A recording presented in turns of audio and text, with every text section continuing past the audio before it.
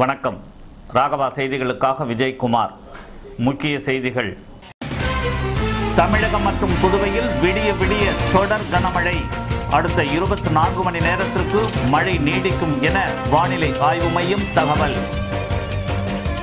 புதுச்சேரி தொழிலாளர் துறை சார்பில் தனியார் நிறுவனங்களுக்கான வேலைவாய்ப்பு முகாம். தேர்ந்தெடுக்கப்பட்டவர்களுக்கு அமைச்சர் ராஜவேலு பணி நியமன ஆணையை வழங்கினார். பாரதிதாசன் அரசு மகளிர் கல்லூரியில் வாக்காளர் சேர்க்கை குறித்த பயிலரங்கு. மாணவிகளுக்கு துறை அதிகாரிகள் செய்முறை விளக்கம். நோயாளிகளுக்கு சிகிச்சை அளிக்கும் போது தவறுகள் நிகழாமல் தவிர்க்க வேண்டும். நோயாளிகளின் பாதுகாப்பு குறித்த கருத்தரங்கில் ஜிப்மர் இயக்குனர் அறிவுறுத்தல். இனி காணலாம் விரிவான செய்திகளை. வங்கக்கடலில் உருவாகியுள்ள காற்றழுத்த தாழ்வு நிலை வலுவடைந்துள்ளதால் தமிழகம் புதுவையில் கனமழை நீடித்து வருகிறது. வங்கக்கடலில் வியாழக்கிழமையன்று மையம் கொண்டிருந்த காற்றழுத்த தாழ்வு நிலையின் காரணமாக மழை தொடங்கியது. தமிழகம் புதுவையில் கொட்டி வரும் கனமழையால் மக்களின் இயல்பு வாழ்க்கையில் பாதிப்பு ஏற்பட்டுள்ளது. தாழ்வான பகுதிகளில் வெள்ளம் சூழ்ந்துள்ளது. இதுவரை இந்த மழைக்கு தமிழகத்தில் 14ற்கும் மேற்பட்டோர் உயிரிழந்துள்ளனர். வறண்டு கிடந்த ஏரி, குளம், கிணறுகள் நிரம்ப துவங்கியுள்ளன. புதுவையில் 2 நாட்களாக பகலில் சூரியன் தென்படவில்லை. ஊட்டி, கொடைக்கானலின் சூழல் உருவாகியுள்ளது. கனமழை காரணமாக பள்ளி கல்லூரிகளுக்கு புதுவையில் சனிக்கிழமையான இன்று விடுமுறை அறிவிக்கப்பட்டுள்ளன.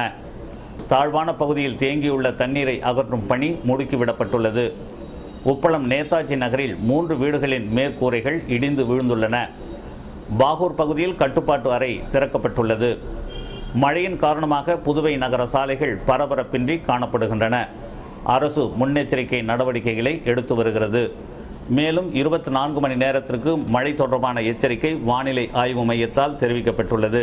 புதுச்சேரி தொழிலாளர் துறை சார்பில் தனியார் நிறுவனங்களின் பணிகளுக்கான வேலைவாய்ப்பு முகாமில் தேர்வு செய்யப்பட்ட பணியாளர்களுக்கு அமைச்சர் ராஜவேலு பணி நியமன ஆணையை வழங்கினார். புதுச்சேரி தொழிலாளர் துறையின் வேலைவாய்ப்பகம் மூலம் பேக்கேஜிங் இந்தியா எனும் தனியார் நிறுவனத்தில் காலியாக உள்ள 40 பணியிடங்களுக்கான வேலைவாய்ப்பு முகாம் வேலைவாய்ப்பு அலுவலகத்தில் இன்று நடைபெற்றது.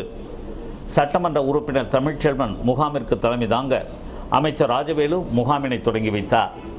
இந்த நேர்காணலில் 18 வயது முதல் 24 வயது வரை நிரம்பிய ஐடிஐ முடித்த 60க்கும் மேற்பட்ட ஆண்கள் பங்கேற்றனர். இந்த முகாமில் பங்கேற்றவர்கள் தங்களது அசல் கல்விச் சான்றிதழ், புகைப்படம் ஆகியவற்றை எடுத்து வந்திருந்தனர். இவர்களில் தேர்வு செய்யப்பட்ட 26 நபர்களுக்கு அமைச்சர் ராஜவேலு பணி நியமன ஆணையை வழங்கினார். தொழிலாளர் துறை வேலைவாய்ப்பு அதிகாரி அனிதா, பேக்கேஜிங் நிறுவன மனிதவள மேலாளர் ரவீந்திரன் உட்பட அதிகாரிகள் பலரும் இந்த நிகழ்ச்சியில் கலந்து கொண்டனர். பாரதிதாசன் அரசு மகளிர் கல்லூரியில் நாட்டு நலப்பணி திட்டத்தின் சார்பில் வாக்காளர் விழிப்புணர்வு குறித்த பயிலரங்கம் நடைபெற்றது. புதுவை முத்தியால்பேட்டை பாரதிதாசன் அரசு மகளிர் கல்லூரியில் நாட்டு நலப்பணி திட்டம் சார்பில் வாக்காளர் விழிப்புணர்வு மற்றும் 10 பருவ உடல்நல பயிலரங்கம் இன்று நடைபெற்றது.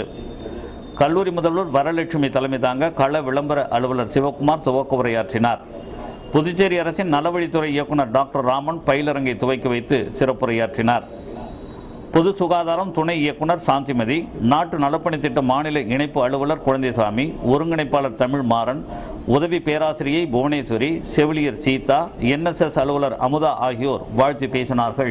மருத்துவர்கள் நோயை மட்டுமே குறியாக கவனிக்காமல் பக்க விளைவுகள் மற்றும் காரணங்களை கூட கவனித்து சிகிச்சை அளிக்க வேண்டும் என்று ஜிப்மர் இயக்குனர் ரவிக்குமார் அறிவுறுத்தியுள்ளார். புதுவை ஜிப்மர் மருத்துவமனை கருத்தரங்கு கூடத்தில் நோயாளிகளின் பாதுகாப்பு குறித்த தொடர் மருத்துவ பயிலரங்கு இன்று நடைபெற்றது. ஜிப்மர் இயக்குனர் மருத்துவர் ரவிக்குமார் கருத்தரங்கை தொடங்கி வைத்து பேசினார். அப்போது அவர், நோயாளிகளுக்கு சிகிச்சை அளிக்கும் போது எவ்வித இழப்போ துன்பமோ நிகழாமல் பார்த்துக் கொள்வதையே நாம் பாதுகாப்பு என கருதுகிறோம். ஆனால் மனித தவறுகளால் சிக்கல் ஏற்படுகிறது. நோயாளிகள் இறப்பை குறைக்க முயற்சி செய்ய வேண்டும். அமெரிக்கா போன்ற நாடுகளில் மனித தவறுகளை அறிவியல் ஆய்வாகவே செய்கிறார்கள். அதனையே நாமும் கடைபிடிக்க வேண்டும். நோயை மட்டுமே குறியாக கவனிக்காமல் பக்க விளைவுகள், காரணங்கள் போன்ற சிறிய விஷயங்களை கூட கவனித்து சிகிச்சை அளிக்க வேண்டும். மனித தவறுகள் ஏற்படாமல் தவிர்க்க வேண்டும் என்று அவர் பேசினார். நிகழ்ச்சியில் பிரதம மந்திரி ஆரோக்கிய பாதுகாப்பு திட்ட தலைமைச் செயல் இயக்குனர் டாக்டர் ராமமூர்த்தி, வேலூர் CMC மருத்துவமனை தர மேலாண்மை அதிகாரி லல்லு ஜோசப், மருத்துவ அதிகாரி டாக்டர் ஐயான், பேரட்டோ மற்றும் ஜிப்மர் மருத்துவ அதிகாரிகள் கலந்து கொண்டு பல்வேறு தலைப்புகளில் உரையாற்றினர். வில்லியனூரில் தினமலர் நாளிதழ் நடத்திய ஜெயித்து காட்டுவோம் நிகழ்ச்சியில் மாணவ மாணவியர் கூட்டம் நிரம்பி வழிந்தது.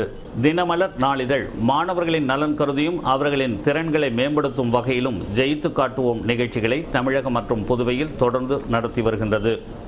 அந்த வகையில் புதுவையில் பயிலும் 10ஆம் வகுப்பு பொதுத் தேர்வு எழுதவுள்ள கிராமப்புற மாணவர்களுக்கான ஜெயித்து காட்டுவோம் நிகழ்ச்சி வில்லியனூர் லட்சுமண கிருஷ்ணா திருமண மண்டபத்தில் 20ஆம் தேதியான இன்று நடைபெற்றது. இந்த நிகழ்ச்சியில் ஆசிரியை பூங்குழலி, ஆசிரியர்கள் மூர்த்தி, பாலு, தலைமை ஆசிரியர்கள் வீரப்பன், பசுபதிராஜன் ஆகியோர் கலந்து கொண்டு பாடங்களுக்கான குறிப்புகளையும் ஆலோசனைகளையும் வழங்கினர். இந்த நிகழ்ச்சியில் பங்கேற்ற ஆயிரக்கணக்கான மாணவ மாணவியருக்கு முக்கிய வினாக்களுக்கான புத்தகங்கள், ப்ளூ பிரிண்ட், இறையன்பு IAS எழுதிய ஜெயித்து காட்டுவோம், உடல் நலம் பாதுகாப்பு ஆகிய புத்தகங்கள் இலவசமாக வழங்கப்பட்டன. பயனுள்ள இந்த நிகழ்ச்சியில் 1000க்கும் மேற்பட்ட கிராமப்புற மாணவர்கள் தங்கள் பள்ளி சீருடையுடன் கலந்து கொண்டனர். நாங்கள் இமாக்லேட் பள்ளியில் படிக்கின்றோம். நாங்கள் இந்த நிகழ்ச்சியை மிகவும் பயனுள்ளதாக ஆக்குகின்றோம். நாங்கள் கண்டிப்பாக மிகவும் நல்ல மதிப்பெண்கள் பெறுவோம் என்று நம்புகின்றோம். நாங்கள் தினமலருக்கு நன்றியை தெரிவிக்கின்றோம். நாங்கள் வந்து ஸ்ரீ சங்கர் வித்யாலயா ஸ்கூலில் படிக்கிறோம். இந்த நிகழ்ச்சி வந்து வருஷம் நடக்குது.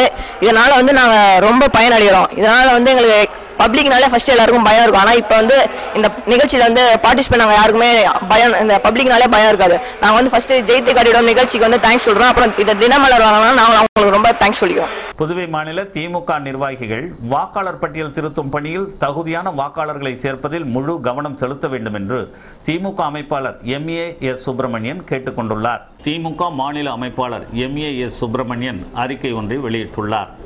அதில் அவர், இந்திய தேர்தல் ஆணையம் உத்தரவுப்படி புதுவை மாநில தேர்தல் துறை வாக்காளர் பட்டியல் திருத்தும் பணி வருகிற 31ஆம் தேதி வரை அந்தந்த சட்டமன்ற தொகுதிகளில் உள்ள வாக்குச்சாவடிகளில் நடைபெற உள்ளது என அறிவிக்கை செய்திருக்கிறது. 18 வயது நிறைந்த வாக்காளர்களின் பெயர்களை வாக்காளர் பட்டியலில் சேர்க்கவும், புதியதாக குடிபெயர்ந்து உள்ளவர்களின் பெயர்களை சேர்க்கவும், தொகுதியிலிருந்து இடம்பெயர்ந்தவர்களின் பெயர்களை தற்போதுள்ள பட்டியலில் இருந்து நீக்கவும் உள்ளிட்ட வாக்காளர் பட்டியல் திருத்தும் பணிகள் நடைபெற்று வருகின்றது.